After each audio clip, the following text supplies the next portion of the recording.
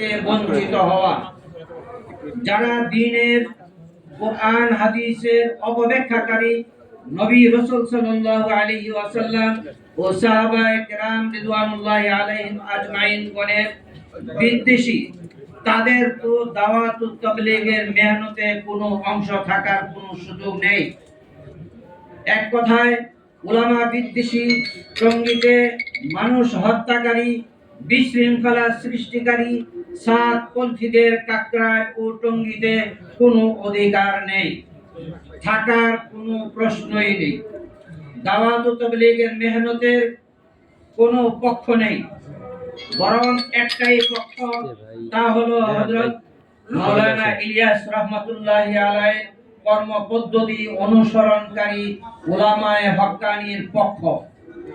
প্রিয় সাংবাদিক ভাইরা, বিগত ফ্যাসিস্ট সরকারের আমলে যারা দুর্নীতিবাজদের তেল মর্দন করে মদদ দিয়েছে, ভোটারবিহীন নির্বাচনে ফ্যাসিস্ট হাসিনা দলীয় কর্মী হিসাবে মাঠে ময়দানে কাজ করেছে, আজকে প্রায় 60-এর অধিক আলেম উলামা সহ 2000-এর অধিক শহীদানের রক্তের বিনিময়ে অর্জিত রক্তের উপর প্রতিষ্ঠিত নতুন বাংলাদেশ আমাদের আস্থার প্রতীক।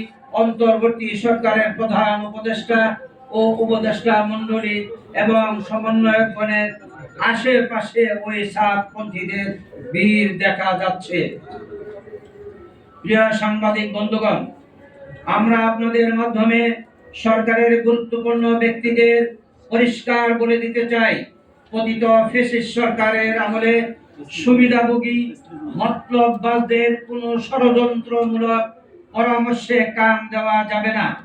কাকরাইল মসজিদ এবং টঙ্গীর ইজতেমার মাঠ সহ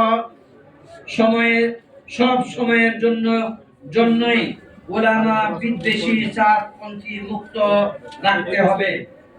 প্রিয় সাংবাদিক ভাইরা, দেশ এখন একটি সংকট কাল অতিক্রম করছে। দেশবাসী আলোর মুখ দেখার প্রহর গুনছে। সরকার দেশবাসীকে একটি শান্তির দেশ উপহার দেওয়ার আপ্রাণ চেষ্টা করে যাচ্ছে।